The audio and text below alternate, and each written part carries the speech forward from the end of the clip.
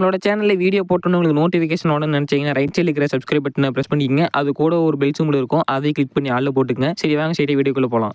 ஒரு ஊர்ல ஒரு மிகப்பெரிய அறிவாளி ஒருத்தன் இருக்கிறான். அவனுக்கு கடவுள் பக்தி ரொம்ப ரொம்ப அதிகம். எப்போ பார்த்தாலும் கடவுளை வணங்குறது இதுவே தான் அவனுடைய வேலையே.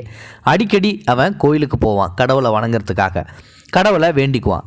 அதுக்கப்புறம் காட்டுக்கு போவான், விறகு வெட்டுவான், அதை கொண்டு போயிட்டு விற்பனை செய்வான். அதில் அவனுக்கு ஓரளவு வருமானம் கிடச்சிது. இப்படியே அவனுடைய வாழ்க்கை நல்ல நிம்மதியாக தான் போயிட்டுருக்குது. அதை வச்சுக்கிட்டு நிம்மதியான வாழ்க்கை நடத்திக்கிட்டு இருக்கான். ஒரு நாள் அதே மாதிரி அவன் காட்டுக்கு போகும்போது அங்கே ஒரு நரியை பார்க்குறான். அந்த நரிக்கு முன்னங்கால் ரெண்டுமே கிடையாது. ஏதோ ஒரு விபத்தில் ரெண்டு காலையுமே இழந்துட்டது போல் தாவி தாவி நொண்டி நொண்டி நடந்துகிட்டு இருக்குது. அது பாட்டுக்கு ஒரு மரத்தடியில் வந்து உக்காந்துருக்குது. இதை அவன் பார்த்துட்றான். ஆனால் இவனோட மனசுக்குள்ளே ஒரு சந்தேகம், இந்த ரெண்டு நரிக்கும் தான் கால் இல்லையே. அப்படி இருக்கிறப்போ இது எப்படி வேட்டையாடி தன்னுடைய பசியை போக்கிக் கொள்ள முடியும் அப்படின்னு சொல்லிட்டு அவன் யோசிக்க ஆரம்பிக்கிறான். இப்படி யோசிச்சுட்டு இருக்கும்போது இவனுக்கு பின்னாடி ஒரு புலி பதுங்கி நிற்கிது. இவன் அதை பார்க்கவே இல்லை. திடீர்னு உருமுறை சத்தம் கேட்ட உடனே இவன் ஓடி போய் ஒளிஞ்சிக்கிறான். ஆகா ஏதோ ஒன்று வந்துருச்சாட்டுக்கு அப்படின்னு சொல்லிட்டு ஒளிஞ்சிக்கிட்டு திரும்பி பார்க்குறான். அதை பார்த்த உடனே ஒரு புலி வந்தது. அந்த புலியை பார்த்த உடனே அப்பாடி நம்ம தப்பிச்சுக்கிட்ட மாட்டுக்கு அப்படின்னு சொல்லிட்டு அவன் அந்த புலியையே பார்த்துக்கிட்டு இருக்கான். ஆனால் அந்த புலி உருமுனது வேறு எதுக்கும் இல்லை, பக்கத்தில் வந்து ஒரு மான் நின்றுக்கிட்டு இருந்திருக்குது.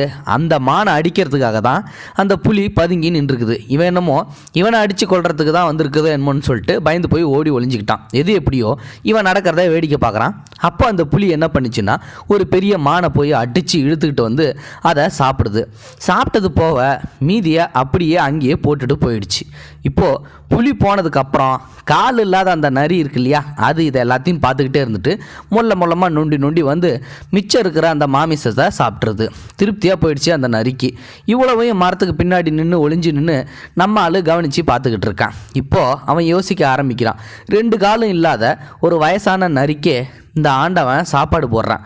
அப்படி இருக்கிறப்போ தினமும் நாம் கோயிலுக்கு போகிறோம், கும்பிட்றான், நமக்கு சாமி சாப்பாடு போடாதா என்ன? கண்டிப்பாக நமக்கு சாப்பாடு போடுவார் அப்படின்னு சொல்லிட்டு இதில் வேற நமக்கு கடவுள் பக்தி அதிகம் இல்லையா அப்படின்னு இவனாவே வந்து மனசுக்குள்ளே கற்பனை பண்ணிக்கிறான். நாம் எதுக்கு இனிமேல் அனாவசியமாக வெயிலையும் மழையிலையும் கஷ்டப்படணும், எதுக்காக வேறு சிந்தி விறகு வெட்டணும் அப்படின்னு சொல்லிட்டு இப்படி யோசிக்க ஆரம்பிச்சிடறான். இதுக்கப்புறம் அவன் காட்டுக்கே போகிறது கிடையாது. கோடாலியை தூக்கி எரிஞ்சுவிட்டான். பேசாமல் ஒரு மூலையில் போய் உக்காந்துக்கிட்டான். அப்பப்போ மட்டும் கோயிலுக்கு போயிட்டு வருவான். முன்னாடியெல்லாம் அடிக்கடி கோயிலுக்கு போவான், சாமியை வேண்டுவான்.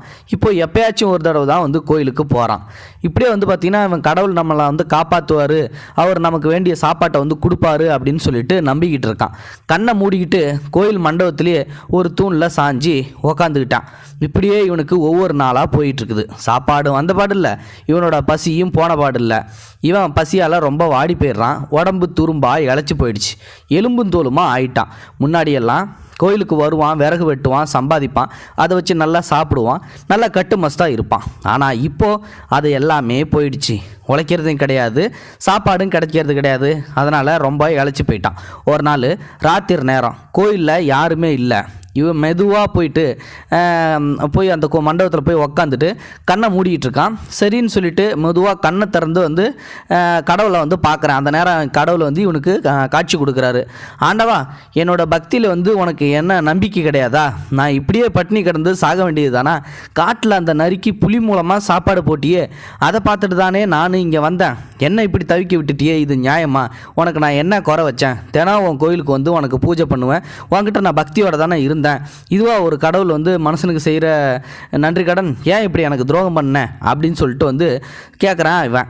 இப்போது கடவுள் மெதுவாக கண்ணை திறந்து என்ன சொல்கிறாராம், டே முட்டாளு, நீ பாடம் கற்றுக்கொள்ள வேண்டியது வந்து பார்த்திங்கன்னா நரிக்கிட்ட இருந்து கிடையாது, அந்த புலிக்கிட்ட இருந்து அப்படின்னு சொல்லி சொன்னாராம். புலி மாதிரி உழைச்சி சாப்பிட்டு மிச்ச மீதியை இல்லாதவங்களுக்கு வந்து தானமாக கொடு, அதுதான் வந்து நீ கற்றுக்க வேண்டியது. அதை விட்டுட்டு சோம்பேறித்தனமாக உக்காந்து தனக்கு சாப்பாடு கிடைக்கும்னு சொல்லிட்டு நரிய மாதிரி நீ ஆசைப்படாத. நரிக்கு ரெண்டு கால் கிடையாது, அதனால தான் அதுக்கு சாப்பிட்ற மாதிரி நான் வழிவகுச்சேன். உனக்கு ரெண்டு கையும் காலும் நல்லா தானே இருக்குது, நீ நல்ல அறிவாளி தானே, காட்டில் போய் வேலை செய்யவில்லை, அதை ஏன் நீ விட்ட?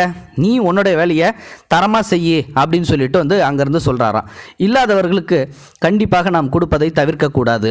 இந்த வீடியோ பற்றின கருத்துக்களை மறக்காமல் உங்களோட கமெண்ட் பாக்ஸில் சொல்லுங்கள். முடிந்தளவுக்கு இந்த வீடியோவை மற்றவங்களுக்கு ஷேர் பண்ணுங்கள். கூடவே சேனலையும் சப்ஸ்கிரைப் பண்ணுங்கள். தேங்க்யூ ஃபார் வாட்சிங்.